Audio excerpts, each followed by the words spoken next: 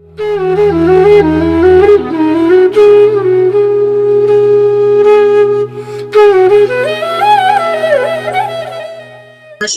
तो बोध सत्संग में आप सभी का स्वागत है। इस सत्संग में हम अध्यात्म से संबंधित विषयों पर चर्चा करते हैं। आप में से किसी का यदि कोई प्रश्न है तो लिखकर या बोलकर पूछ सकते हैं। योग का प्रश्न आया है, भय से मुक्ति कैसे संभव है? भय कई प्रकार के हो सकते हैं और सभी प्रकार के भय के पीछे जो मुख्य कारण होता है वो असुरक्षा की भावना होती है और असुरक्षा की भावना अज्ञान के कारण होती है। किसी व्यक्ति का किसी भी बात को लेकर असुरक्षित अनुभव करना, चाहे वो संबंधों में लेकर हो या अपने जीवन में उत्तरजीविता को लेकर हो या किसी और बात को लेकर हो, असुरक्षा की भावना भय को जन्म देती है और असुरक्षा की भावना तभी हो सकती है जब एक व्यक्ति में अज्ञान है। तो भय से मुक्ति कैसे हो? भय से मुक्ति का मार्ग केवल ये जान लेना है कि जो भी भय का कारण है, चाहे वो असुरक्षा हो किसी भी प्रकार की, उसके अर्थ को समझ लेना, ये ज्ञान हो जाना। असुरक्षा मन का या चित्त का एक भ्रम है। सुरक्षित होने की जो वृत्ति है चित्त की, वो जीव में विकास क्रम के साथ विकसित हुई है। एक व्यक्ति या कोई भी जीव सुरक्षित रहना चाहता है क्योंकि उत्तरजीविता के लिए आवश्यक है और वो सुरक्षा की भावना भविष्य पर भी आरोपित की जाती है कि भविष्य में कोई दुर्घटना ना हो जाए, उसको सुनिश्चित कर लेना चाहता है एक व्यक्ति, किसी भी कारण से वो हो। और भविष्य को व्यक्ति यदि सुनिश्चित करना चाहता है तो इसका अर्थ ये है कि वो वर्तमान काल में भी सुरक्षित नहीं है। यदि एक व्यक्ति वर्तमान काल में, वैसे तो द्वैत में ही हम काल की बात करते हैं, काल तो केवल एक ही है, वर्तमान काल, वर्तमान में ही भविष्य या भूत की कल्पना की जाती है। तो वर्तमान में ही यदि एक व्यक्ति असुरक्षित है, तभी वो भविष्य को लेकर भी असुरक्षा की भावना से ग्रस्त रहता है और भयभीत रहता है। भय किस कारण से है, ये जान लेना बहुत आवश्यक है, क्योंकि भय का कोई कारण है नहीं। भय चित्त के द्वारा आरोपित की गई एक वृत्ति है या चित्त की एक वृत्ति है जो जीव को उसकी उत्तरजीविता के लिए तैयार करती है ताकि वो अपने लिए सुरक्षित जीवन सुनिश्चित कर सके। लेकिन ये जान लेना भी बहुत आवश्यक है कि एक तरह का अज्ञान ही है। वर्तमान में यदि एक व्यक्ति सुरक्षित है, वर्तमान में उसे अपनी सुरक्षा की ओर, उत्तरजीविता से संबंधित सुरक्षा की ओर ध्यान देना चाहिए। और क्योंकि सांसारिक विषय से संबंधित है ये प्रश्न, तो जो भी कारण है भय का, उसको जान लेना ही भय से मुक्ति दिलाने में सहायता करेगा। विभिन्न प्रकार के भय की वृत्तियों को भी देख सकते हैं। जैसे सबसे बड़ा भय एक व्यक्ति को मृत्यु का होता है। मृत्यु का भय शरीर के साथ बहुत अधिक तादाद में होने के कारण होता है या फिर अपने प्रियजनों से बिछुड़ने के कारण वो भय होता है। ये भी एक तरह का अज्ञान ही है। यदि एक व्यक्ति जान लेता है वो ये शरीर नहीं है या जो संबंध है जहाँ पर भावनात्मक जुड़ाव है उस व्यक्ति का, वो संबंध भी स्थिर नहीं है, निरंतर परिवर्तित होते रहते हैं। और यदि वो स्वयं के स्वरूप को जान लेता है कि मेरी कभी मृत्यु नहीं होती है, तो मृत्यु के भय से मुक्ति पाई जा सकती है। और यदि एक व्यक्ति को ये भय है कि उसके जीवन में जो संबंध है वो उससे छूट ना जाए या जो अभी की परिस्थिति है वो बदल ना जाए, तो ये भी एक तरह का अज्ञान है। अगर एक व्यक्ति इस बात का विश्लेषण करे, जानने का प्रयास करे कि निश्चित और स्थिर कुछ भी नहीं है, चाहे वो संबंध हो या उत्तरजीविता से संबंधित और कोई आवश्यकता हो एक जीव की, तो स्थिरता तो किसी भी चीज में नहीं है, ना किसी भाव में है। तो ये जान लेना बहुत आवश्यक है। ऐसी अपेक्षा करना ही अज्ञान है और ये जान लेने पर ये चित्त वृत्ति स्वतः ही शांत हो जाती है कुछ सीमा तक। और भय से मुक्ति स्वतः ही मिल जाती है। जय सिंह राठौड़ ने प्रश्न पूछा है, अहम भाव का कर्म पे क्या प्रभाव पड़ता है? जो कोई भी कर्म हो रहे हैं, जीव के द्वारा वो कर्म होते दिखते हैं, ऐसा लगता है।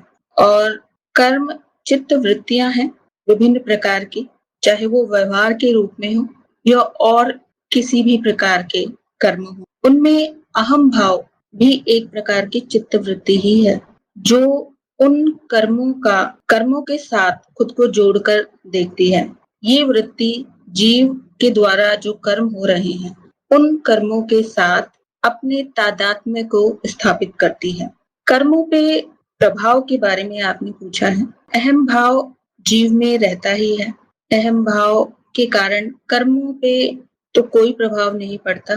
कर्म जो स्वतः हो रहे हैं वो होते ही रहेंगे, परंतु अहम भाव का बहुत अधिक तादाद में जब या उन कर्मों का उत्तरदायित्व जब अहम की चित्त वृत्ति के कारण लिया जाता है, वहां पर उन कर्मों से बंधन बनने की जो संभावना है वो अधिक बढ़ जाती है। एक व्यक्ति के द्वारा कर्म होते हैं या कर्म स्वतः होते हैं और व्यक्ति में ही एक चित्त वृत्ति अहम की भी है, तो व्यक्ति को लगता है सभी कर्म मेरे द्वारा हो रहे हैं और सुख दुख का अनुभव करता है। कर्मों का उत्तरदायित्व लेने के कारण ही उसको फिर से उन बंधनों के कारण या जो कर्मों की स्मृति बनी है, उस स्मृति के कारण जीव को फिर से उस बंधन में अवतरित होना होता है। कर्मों पर कोई प्रभाव नहीं पड़ता है, ऐसा मुझे लगता है। कर्म पहले भी स्वतः ही हो रहे थे, हमेशा से स्वतः ही होते हैं और अहम केवल भाव ही है, चित्त वृत्ति ही है। कहीं पर बहुत कम होती है, किसी जीव में बहुत अधिक होती है, तो वहां पर एक सामान्य से कर्म में भी बहुत अधिक अहम भाव के साथ वो जीव अपना तादाद में स्थापित कर लेता है। कहीं अहम भाव बहुत कम होता है तो कर्म तो वैसे ही होता है, लेकिन जीव का तादाद में बहुत कम होता है। मनुष्यों में अहम भाव बाकी जीवों की अपेक्षा क्योंकि बहुत होता है, तो सभी कर्मों को अपने कर्म मान लेने की एक अज्ञान की वृत्ति होती है जीव में। लेकिन दूसरे जीवों में, पशुओं में यदि आप देखें तो वही कर्म हो रहे हैं, सामान्य कर्म हो रहे हैं, लेकिन वहां अहम भाव नहीं होता है। तो कर्म तो वहां भी हो रहे हैं, लेकिन अहम भाव न होने के कारण कर्मों पे कोई प्रभाव नहीं पड़ता है। कर्म अप्रभावित रहते हैं, कर्म स्वतः ही होते रहते हैं। केवल मनुष्य में ऐसा होता है कि अहम भाव के कारण कर्मों के होने की स्मृति संचित होती है और उस स्मृति के कारण जीव को फिर से अभिव्यक्त होना पड़ता है या कहीं उस स्मृति को जीव रूप में फिर से अभिव्यक्त होना पड़ता है। और जब अहम भाव बहुत कम हो जाता है, ज्ञान जिस व्यक्ति को हो गया है, अहम को जान गया है, वास्तव में अहम की स्थिति बदलती रहती है। कभी वो शरीर पर होती है, संबंधों पर या किसी भाव पर होती है। ऐसा यदि एक व्यक्ति ने जान लिया है तो अहम भाव उतना ही रह जाता है जितना आवश्यक है। उस स्थिति में कर्म स्वतः होते दिखते हैं और कर्मों की स्थायी स्मृति नहीं बनती है, जिससे ये संभावना भी प्रकट होती है कि हो सकता है वो जीव फिर से या कहीं वो स्मृतियां, उन कर्मों की स्मृतियां फिर से जीव के रूप में प्रकट ना हो। योग का प्रश्न आया है, मैं कैसे अन्य लोकों में अपना ध्यान पहुंचा सकता हूँ, क्योंकि सब ध्यान तो यहाँ लगा हुआ है। जागृत अवस्था में जब आप व्यवहार करते हैं तो यहाँ से आपका तात्पर्य मैं लगा रही हूँ कि जगत में जो अनुभव आपको हो रहे हैं वहां पर आपका ध्यान लगा हुआ है और आप दूसरे लोकों में अपना ध्यान पहुंचाना चाहते हैं। तो जब तक जागृत अवस्था है उसमें आपको जो जागृत स्मृति है, व्यक्तिगत स्मृति है और विश्व स्मृति है, उसके अनुरूप अनुभव होंगे और अन्य लोक जो है वो कहीं दूर नहीं है जहां आपको पहुंचना है। ये चित्त की एक अवस्था है जिसमें आप ध्यान जो भी जिस भी विधि से किया जाता है, योग मार्ग पर जब साधक ध्यान करते हैं तो वहाँ पर ध्यान में बाह्य इंद्रियों का प्रतिरोध करके या उनको जैसे आंखें बंद करनी होती हैं, एक स्थिर मुद्रा में बैठना होता है। बाह्य इंद्रियों को रोककर बाह्य संसार के साथ जो प्रतिक्रिया होती है इंद्रियों को, उनको रोककर अंदर की तरफ चित्त को एकाग्रचित किया जाता है और ऐसी स्थिति में चित्त की अवस्था में परिवर्तन संभव है। ऐसा भी होता है कि बहुत से साधकों में ध्यान वर्षों तक करने के बाद भी, जिन्हें आप अन्य लोग कह रहे हैं या जो चित्त की अवस्था में परिवर्तन अपेक्षित है, वैसे अनुभव नहीं होते हैं, क्योंकि बाहर से इंद्रियों को बंद करने के बाद भी अंदर विचार चलते रहते हैं। मन में वही सांसारिक अनुभवों से संबंधित विचार चलते रहते हैं। अगर आपको अन्य लोगों में जाना है तो पहले संसार से आपको ध्यान हटाना होगा और वो बलपूर्वक, मुझे लगता है कि यदि आप हटाओगे तो बाहर से आप आंखें तो बंद कर सकते हो, बैठकर घंटों ध्यान लगा सकते हो, लेकिन विचारों को आप नहीं रोक सकते। जब तक चित्त वृत्ति बाहर की ओर लगी हुई है, विचार लगातार चलते रहेंगे। बाहर जो संसार में जो इच्छाएं अतृप्त हैं या जो भी कार्य जिनमें अधिक ध्यान लगा हुआ है, जब तक वहां से ध्यान नहीं हटेगा, चित्त की अवस्था में परिवर्तन नहीं होगा या अन्य लोगों में ध्यान पहुंचाने की जो बात कर रहे हैं वैसा नहीं होगा। और इसका बहुत आसान सा और साधारण सा जो तरीका है वो ज्ञान मार्ग पर ही मुझे मिला है, क्योंकि योग मार्ग की साधना में केवल शरीर को स्थिर करना, चित्त को संयमित करना, अनुशासित करने की विधियां होती हैं। वर्षों लग जाते हैं उसमें और धीरे धीरे जब चित्त अनुशासित होता है तब चित्त की अवस्था में परिवर्तन आपको देखने को मिलता है और वहां पर आपको अन्य लोगों का भी अनुभव होता है।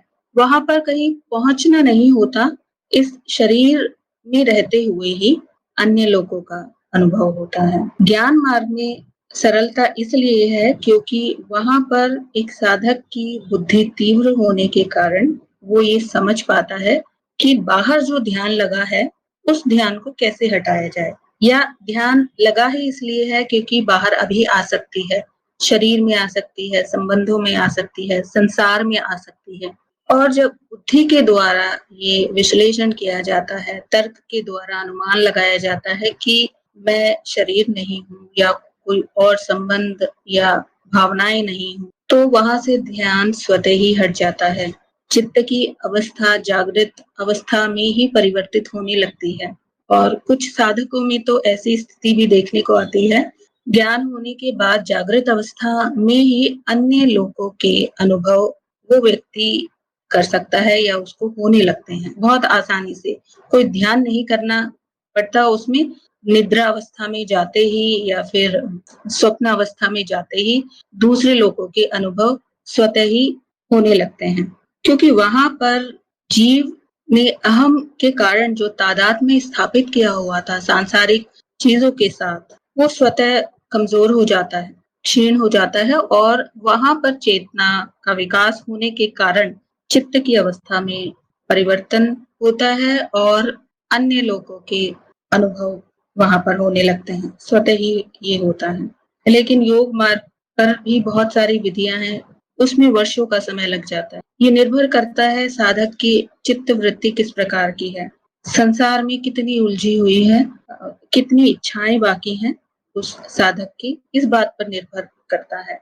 एक साधक में बहुत इच्छाएं हैं और अन्य या ध्यान में कुछ अनुभव करने की भी उस साधक की इच्छा है, लेकिन बाहर की जो तीव्र इच्छाएं हैं, संसारिक इच्छाएं हैं, जब तक वो पूर्ण नहीं होंगी तब तक चित्त बाहरी संसार से नहीं हटेगा और अंदर की तरफ ध्यान केंद्रित नहीं होगा। तो बहुत आवश्यक है ये और बहुत आसान है कि ज्ञान के द्वारा ऐसा हो सकता है, संभव है कि चित्त वृत्ति को बाहरी संसार से हटाया जा सकता है। रजत का प्रश्न आया है, शरीर और मन को रोग रहित कैसे रखें? शरीर और मन के रोग की अगर हम बात करें तो दोनों ही आपस में जुड़े हुए होते हैं। जब मानसिक स्थिति सही नहीं होती है एक व्यक्ति की, तो उसका प्रभाव शरीर पर भी देखने को मिलता है। शारीरिक रोग कई प्रकार के होते हैं, आनुवांशिक भी होते हैं।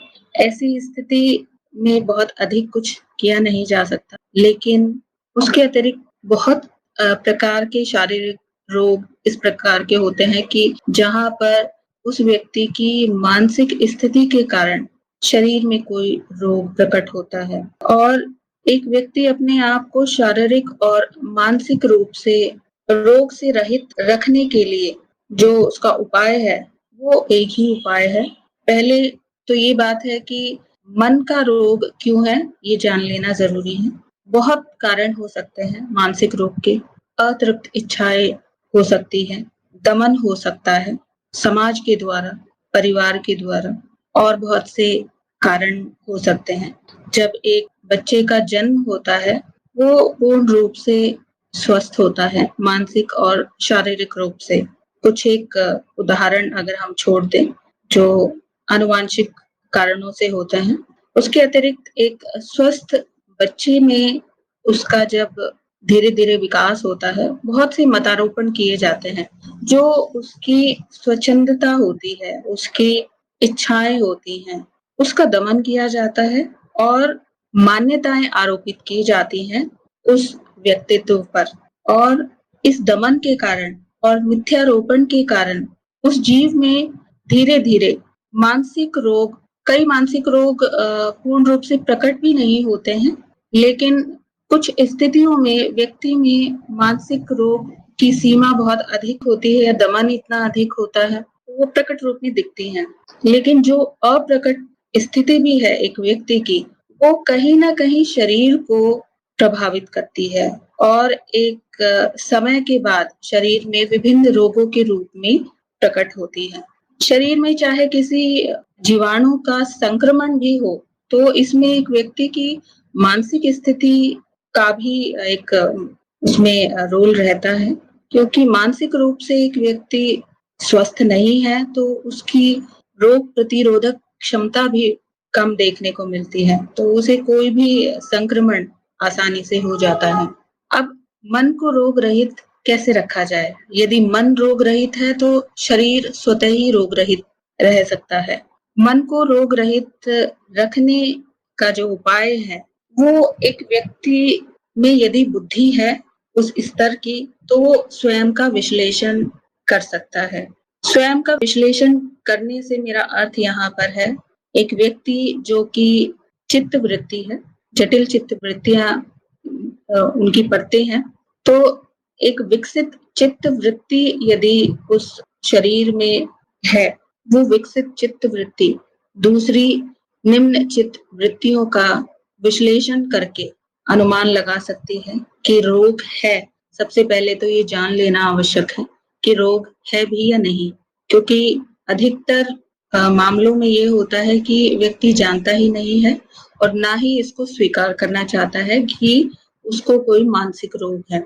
एक विकसित चित्त वृत्ति वाला ही या विकसित बुद्धि वाला व्यक्ति ही ये निष्पक्ष रूप से विश्लेषण कर पाता है कि उसमें कोई रोग है और उस रोग के निवारण के लिए कुछ प्रयास कर सकता है या किया जा सकता है। जैसे कोई दमित इच्छा है, यदि एक व्यक्ति जान लेता है उसकी ये इच्छा दमित है, उस इच्छा की पूर्ति कर ली जानी चाहिए, जिससे कि दूसरे रूपों में जो प्रकट हो रही है वो दमित इच्छा, चाहे मानसिक विकृति के रूप में या शरीर में किसी रोग के रूप में, तो वहां पर ये आसान हो जाता है कि एक व्यक्ति उसका निवारण कर सकता है। कई बार व्यक्ति को स्वयं नहीं पता चलता कि उसे मानसिक रोग है या नहीं। यदि जिन परिवार के बाकी सदस्य संवेदनशील हैं और समझदार हैं, तो ऐसे व्यक्ति का विश्लेषण कर सकते हैं कि उसमें कोई मानसिक रोग है, भावनात्मक विकृति है या कोई और चित्त की परत में विकृति है। उसको जानकर उसके निवारण के विषय में कुछ करना चाहिए। तो ये जान लेना पहले आवश्यक है। रोग रहित कैसे रहा जाए, ये जानने के लिए रोग का कारण क्या है, ये जानना बहुत आवश्यक है। कुछ मामलों में एक व्यक्ति स्वतः ही इतना सक्षम होता है वो ये कर सकता है स्वयं का विश्लेषण करके कि रोग इस कारण से है और इसका निवारण ये है। परंतु कुछ परिस्थितियों में परिवार के सदस्यों को या फिर कुछ मित्रों को यदि लगता है कि ऐसी स्थिति है तो उनको सहायता करनी चाहिए। श्रेय का प्रश्न आया है, कारण शरीर का निर्माण कैसे होता है? कारण शरीर का निर्माण कैसे होता है, इसकी कोई प्रक्रिया नहीं है कि जिसके द्वारा एक शरीर है और उसका निर्माण होता है। कारण शरीर भी चित्त वृत्ति का ही एक भाग है, चित्त है, विश्व चित्त का एक भाग है जिसमें स्मृतियां हैं और ये स्मृतियां कब बनना शुरू हुई और कब इनका अंत होगा ऐसा नहीं कहा जा सकता, ना इसके विषय में बताया जा सकता है। कारण शरीर का ना कोई आदि है और ना कोई अंत है, क्योंकि शरीर का निर्माण कैसे हुआ वो तभी प्रश्न आता है जब हम उसके आरंभ की बात करते हैं। ये घटना हुई और उसके बाद कारण शरीर नाम की किसी चीज का निर्माण होना शुरू हुआ। इसके विषय में एक व्यक्ति नहीं बता सकता है, इसका विश्लेषण नहीं कर सकता है। एक व्यक्ति के शरीर में रहते हुए चित्त की वृत्ति ही जब अध्ययन करती है, विकसित चित्त वृत्ति अध्ययन करती है विभिन्न प्रकार की चित्त वृत्तियों को, तब ये बात ज्ञान में आती है कि वास्तव में कारण शरीर जैसी एक रचना है और उस रचना का जो कारण है, कारण इसलिए कहा जाता है क्योंकि सारी स्मृतियां इच्छाओं की एक संरचना के रूप में हम उसको देखते हैं, जहां से स्मृतियां प्रकट होती हैं जीवों के रूप में। जीव के प्रकट होने का कारण कह सकते हैं, वहां पर स्मृतियां होती हैं क्योंकि, लेकिन उसका निर्माण कैसे होता है ये एक व्यक्ति द्वारा पता लगाया जाना संभव नहीं है।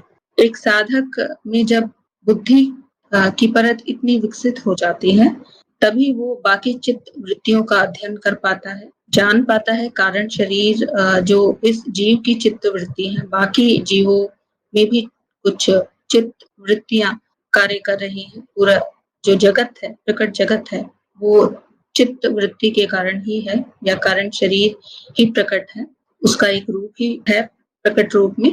इस सीमा तक जाना जा सकता है। बहुत अधिक एक साधक यदि विकास करता है तो कारण शरीर के एक भाग का वो अनुभव भी कर सकता है, लेकिन संपूर्ण कारण शरीर का अनुभव एक व्यक्ति के शरीर में रहते हुए नहीं किया जा सकता, मुझे ऐसा लगता है। और जब ऐसी बड़ी विशाल संरचना का अनुभव ही नहीं किया जा सकता, उसका अनुमान लगाया जाता है एक छोटे से जीव शरीर में रहते हुए, तो उसका निर्माण कैसे हुआ होगा, क्योंकि आदि और अंत तो है ही नहीं, उसके विषय में नहीं कहा जा सकता है। योग का प्रश्न आया है, क्या एक से अधिक साधक एक ही समय पर किसी अन्य लोक में अपना ध्यान पहुंचा सकते हैं जहां वे एक साथ पहुंच सके? मेरी जितनी भी समझ है, जो मेरे अनुभव हैं, उसके आधार पर मुझे ऐसे लगता है जब एक व्यक्ति सूक्ष्म अवस्था में कहीं किसी और लोक में जाता है तो वहां पर उसकी व्यक्तिगत स्मृति भी काम करती है। यदि वैसे तो अन्य व्यक्तियों के साथ स्मृतियां जुड़ी होती हैं तो अधिकतर ऐसा देखा जाता है या मेरा जो अनुभव है कि जो व्यक्ति की स्मृतियां होती है जैसे उसके विचार होते हैं उसी के अनुरूप वो अन्य लोगों में अपना ध्यान पहुंचा सकता है। और एक साथ पहुंचा जा सकता है या नहीं दूसरे साधक के साथ मिलकर, ऐसा मुझे कोई अनुभव नहीं है। मैंने जो अनुभव किया है वो मेरी व्यक्तिगत स्मृति थी और मेरी इच्छा थी एक विशेष प्रकार के अनुभव की या उस लोक में जाने की। उस लोक में यदि मुझे कोई और व्यक्ति दिखता है तो ये आवश्यक नहीं है कि दूसरा व्यक्ति भी उस समय पर अपनी स्मृति के साथ वहां पर प्रकट हो रहा है। दूसरे व्यक्ति की आवश्यकता नहीं है कि एक से अधिक साधक वहां पर एक साथ ध्यान करके किसी लोक में आपस में वहां पर मिल रहे हैं या पहुंच सकते हैं। एक साधक ही बाकी साधकों को अपनी स्मृति से प्रकट करा सकता है। दूसरे साधक को अलग से ध्यान करके वहां पहुंचने की विशेष आवश्यकता नहीं है, मुझे ऐसा लगता है। हो सकता है यहाँ पर मेरा अनुभव सीमित है, तो बहुत अधिक मैं इसके विषय में नहीं बता सकती हूँ। मुझे ऐसा लगता है अपना एक व्यक्तिगत अनुभव ही होता है एक जीव का, और वही उसको सूक्ष्म अवस्था में भी अनुभव होते हैं। संकल्प धारण करता है एक व्यक्ति, एक साधक, और दृढ़ संकल्प के कारण उसको जिस प्रकार का भी वो अनुभव चाहता है वैसा वो प्रकट कर लेता है, चाहे वो अन्य लोक का अनुभव ही क्यों ना हो। शेर बिष्ट का प्रश्न आया है, परत की क्या परिभाषा है? जब परत की बात करते हैं तो वो चित्त की परत हम बात करते हैं, और चित्त की परत की परिभाषा अगर मैं आपको बताऊं, इसको परिभाषित करूं, तो चित्त पराभौतिक और परामानसिक रचनाएं हैं। इन रचनाओं में अलग अलग परतें हैं, और ये अलग अलग परतें अलग अलग विकास क्रम पर स्थित है। चित्त की विभिन्न परतों में जो सबसे सरल परत है चित्त की, वो सरल नाद है। नाद दो अवस्थाओं में परिवर्तन है, और वही नाद या चित्त की वो सरलतम परत ही स्वयं संयोजित होकर विभिन्न प्रक्रियाओं के द्वारा जटिल परतों में विकसित होती है। ये एक परिकल्पना है जो हम चित्त की परतों के मॉडल के आधार पर व्याख्या करते हैं, जगत की और विभिन्न प्रकार के जीव की और निर्जीव पदार्थों की, और बहुत ही अच्छी तरह से इसकी व्याख्या हो पाती है। तो चित्त की परतें पराभौतिक और परामानसिक रचनाएं ही हैं, अलग अलग जटिलता के स्तर पर स्थित होती हैं। जैसे सबसे निम्न स्तर की जो चित्त की परत है वो सरल नाद है। संभाव्य चित्त होता है, वहां पर अनंत संभावनाएं होती हैं चित्त की परत में, और वहां से कुछ भी प्रकट हो सकता। अनंत संभावनाओं से चित्त की परत सबसे सरल नाद के रूप में पहले प्रकट होती है, और उसके बाद वो सरल नाद स्वयं संयोजन के द्वारा और विभिन्न प्रक्रियाओं के द्वारा खनिजिक चित्त में परिवर्तित होता है, फिर सरिसृप चित्त में परिवर्तित होता है। ये सारी परतें ही हैं चित्त की, जिसमें लगातार ऊपर की ओर विकास होता जाता है। चित्त की परतों में विकास होता जाता है। स्तनपायी जीवों में विकास होता है। स्तनपायी जीव भी चित्त की ही एक परत है। फिर मनुष्य मानव चित्त की परत है, जहाँ पर और अधिक विकास देखने को मिलता है चित्त की परत में। उसके ऊपर परामानव चित्त की एक परत है जो मनुष्य या मानव चित्त से भी अधिक विकसित है। तो इस प्रकार से विभिन्न चित्त की परतें एक ही संरचना की विभिन्न विकास की स्थितियां हैं। श्रेय का आगे प्रश्न है, दिमाग और चित्त में क्या अंतर है? चित्त जैसे अभी हमने बात की, पराभौतिक परामानसिक रचनाएं हैं, और चित्त बहुत अधिक विशाल है। जो कुछ भी प्रकट है वो चित्त ही है, और जो अप्रकट है वो भी चित्त ही है। जितना भी प्रकट आपको जगत दिख रहा है वो प्रकट चित्त का भी बहुत छोटा सा भाग है। तो प्रकट चित्त में भी और बहुत विशाल चित्त का भाग है, जो एक मनुष्य के अनुभव में आवश्यक नहीं है कि वो अभी हो।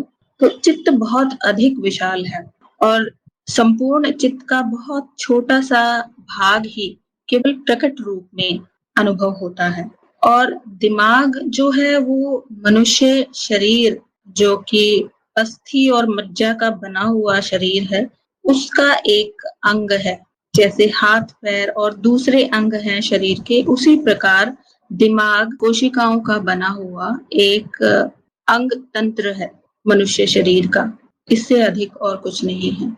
जैसे बाह्य इंद्रियां स्थित होती हैं मनुष्य के शरीर पर, और वो प्रतिक्रिया करती हैं बाह्य परिवर्तन से, और फिर एक अनुभव आता है।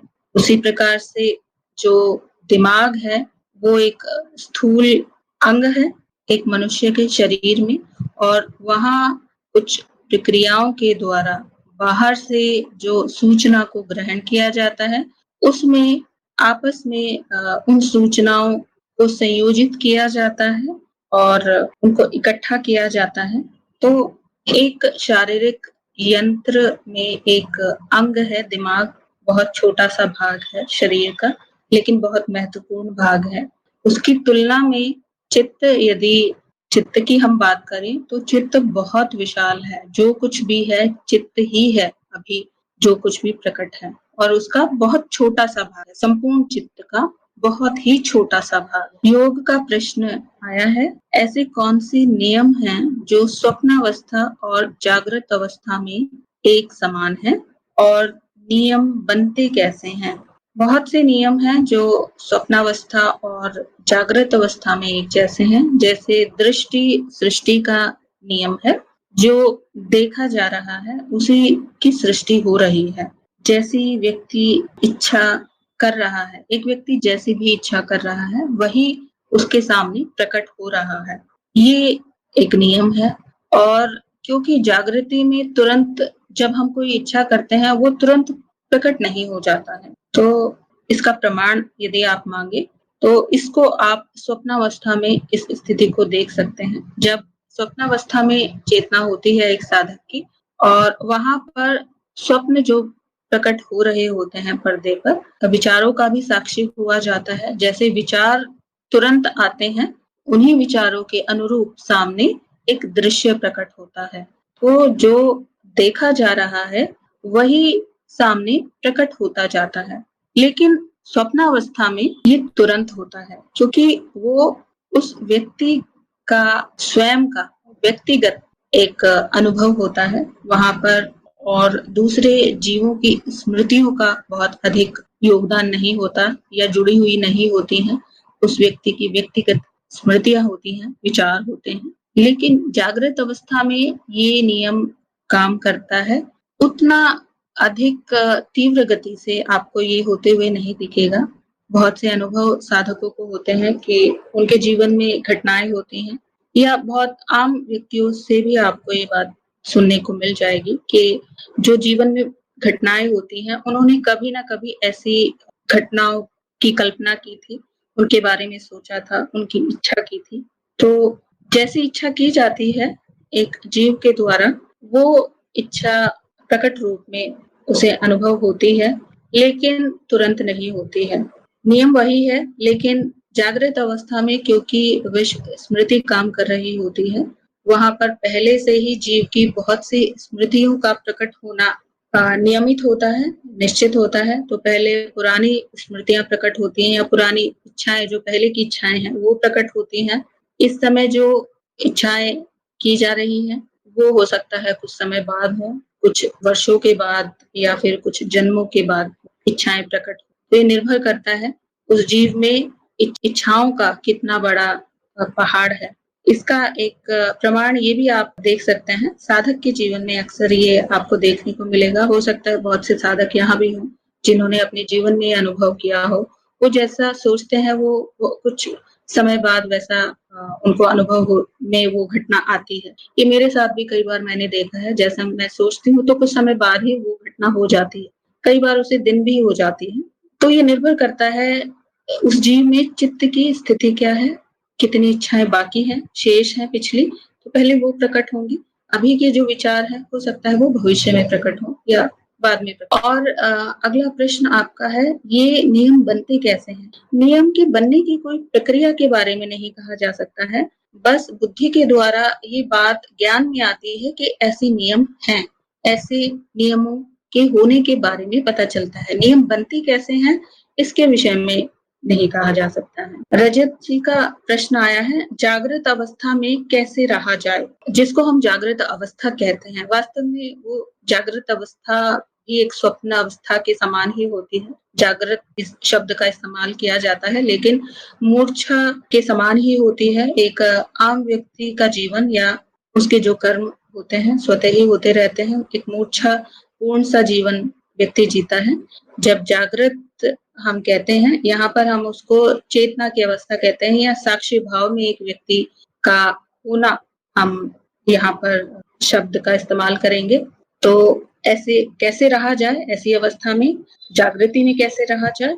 उसका चेतना का विकास स्वतः होता है। जागृति, वो जागृति या चेतना या साक्षी भाव स्वतः आता है, उसकी कोई प्रक्रिया नहीं है। बस जो मूर्छा है, मूर्छा या फिर बेहोशी किसी जो स्थिति है, वो अज्ञान के कारण है, शरीर के साथ अत्यधिक तादात्म्य के कारण है, संबंधों के साथ, भावों के साथ।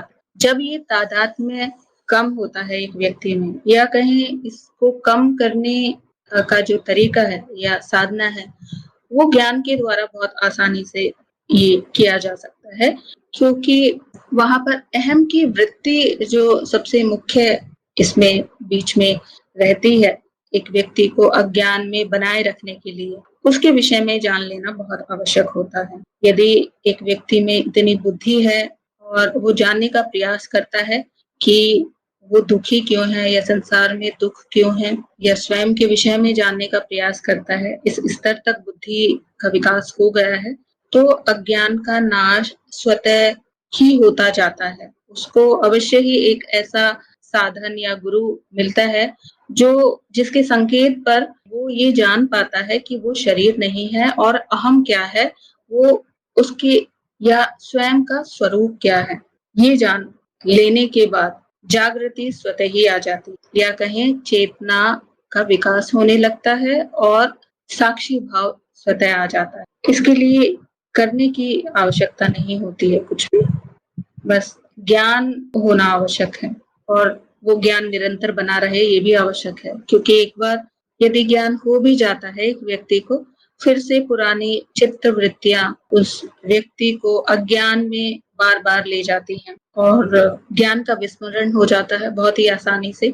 तो यहाँ पर यदि करने की बात आती है तो ज्ञान की स्थिति या ज्ञान को बनाए रखना आवश्यक है, या उसका स्मरण निरंतर रखने का प्रयास करना चाहिए एक साधक को, ताकि उसको ये याद रहे कि वो शरीर नहीं है और उसके सामने जो प्रकट अनुभव हैं वो सब मिथ्या हैं और केवल परिवर्तन है। योग का प्रश्न आया है, जैसे अभी मैं आपको सुन रहा हूँ, तो क्या मेरी स्मृति और आपकी स्मृति में जुड़ाव ज्यादा है बाकी जीवों की तुलना में, जिनको अभी मैं नहीं जानता? हाँ, ऐसा कह सकते हैं। दो व्यक्ति जब एक दूसरे के साथ वार्तालाप कर रहे हैं, किसी भी प्रकार से एक दूसरे के समक्ष हैं, अनुभव कर रहे हैं एक दूसरे का, तो उनकी स्मृतियां अधिक जुड़ी हुई होती हैं, ऐसा कहा जा सकता है। और जिन व्यक्तियों को एक व्यक्ति जानता ही नहीं है, तो बहुत ही स्पष्ट है कि वहां पर स्मृतियों का कोई जुड़ाव संभव भी नहीं है। जैसे हम जीवन में अनुभव भी करते हैं, एक माँ का अपने बच्चे के साथ जुड़ाव सबसे अधिक होता है। बहुत ही स्पष्ट रूप से एक माँ अपने बच्चे की मानसिक स्थिति को अनुभव कर पाती है, और प्रतिदिन एक माँ अपने प्रकार का जुड़ाव अनुभव कर पाती है। यदि मानसिक रूप से एक बच्चा परेशान है या बहुत प्रसन्न है, या कोई भी स्थिति उस बच्चे की है, तो उसको बहुत अधिक जुड़ाव के साथ वो माँ अनुभव कर पाती है, क्योंकि बहुत अधिक गहरा स्मृतियों का संबंध है एक माँ का अपने बच्चे के साथ। और दूसरे संबंधों में भी यदि हम देखें, मित्रों के बीच या पति पत्नी के बीच, या जो बहुत ही आत्मीय संबंध होते हैं, व्यक्ति एक दूसरे की मन की बातें भी जान पाते हैं। एक व्यक्ति दूसरे व्यक्ति को याद करता है तो दूसरे व्यक्ति को पता चल जाता है। तो इस तरह के अनुभव बहुत ही आम और हर व्यक्ति ने अपने जीवन में किए होंगे, जिनसे ये पता चलता है जो व्यक्ति सीधा एक दूसरे के संपर्क में है, जुड़े हुए हैं, तो वहां पर स्मृतियों का संबंध या जुड़ाव अधिक होता है। या एक व्यक्ति को केवल आप दूसरे व्यक्ति के माध्यम से सुन रहे हैं, एक तीसरे व्यक्ति को आप सुन रहे हैं दूसरे व्यक्ति के माध्यम से, केवल उसके बारे में जान रहे हैं, तो वहां पर कोई जुड़ाव आपका नहीं होगा, क्योंकि आप सीधा उस व्यक्ति के साथ बात नहीं कर रहे हैं या शारीरिक रूप से आप उसको देख नहीं रहे हैं, तो वहां पर बहुत अधिक जुड़ाव नहीं होगा। हम ये भी कहते हैं कि सभी स्मृतियां एक ही विश्व स्मृति है, उस विश्व स्मृति में सभी व्यक्ति अभिव्यक्त हो रहे हैं अपनी व्यक्तिगत स्मृतियों के साथ, परंतु स्मृति एक ही है, पर व्यक्तित्व बन गया है, व्यक्तिगत हो गया है, वो सीमित हो गया है, इसलिए ये अनुभव में नहीं आता। विश्व स्मृति या सभी व्यक्तियों की स्मृतियों के साथ वो व्यक्ति जुड़ा है, वो अनुभव में नहीं आता है। केवल कुछ संबंधियों के साथ ही वो इस जुड़ाव को अनुभव कर सकता है, और उत्तरजीविता के लिए इतना ही आवश्यक है। उसको जितने अनुभव करने के लिए या अपने कर्म बंधनों को निपटाने के लिए जो ये स्मृति अभिव्यक्त हुई है, उसको इतनी ही आवश्यकता है, इतने ही व्यक्तियों के साथ जुड़ने की आवश्यकता है। और उत्तरजीविता के लिए बहुत अधिक जुड़ाव यदि विश्व स्मृति के साथ एक व्यक्ति का होता है तो वो संभव नहीं है, क्योंकि शरीर पर जो इंद्रियां हैं वो छलनी की तरह कार्य करती हैं, तो वहां पर कोई स्पष्ट अनुभव नहीं होंगे। जो अनुभव हो रहे हैं संबंधों के या दूसरे व्यक्तियों के, वो सीमित अनुभव हो रहे हैं। और ये संरचना इसी प्रकार से बनी हुई है मनुष्य शरीर की, ताकि सीमित अनुभव हो। बहुत अधिक मात्रा में यदि अनुभव होने लगे हैं, स्मृतियों के अनुभव होने लगे हैं, तो स्पष्टता नहीं रह जाती है वहां पर। तो जो भी अनुभव है वो आप अपने जीवन में देख सकते हैं विभिन्न व्यक्तियों के साथ कि कहाँ आपको अधिक जुड़ाव का अनुभव होता है, कितनी अधिक आत्मीयता होती है। जहां भी आपको बहुत अधिक आत्मीयता का अनुभव होता है दूसरे व्यक्ति के साथ, वहां तुरंत आप एक जुड़ाव का अनुभव करते हैं। और कई बार ऐसे होता है किसी व्यक्ति के साथ आप बात भी कर रहे होते हैं, सामने वो व्यक्ति आपके होता है, फिर भी आप कोई जुड़ाव अनुभव नहीं करते। ऐसी स्थिति भी होती है। आज का सत्संग हम यहीं पर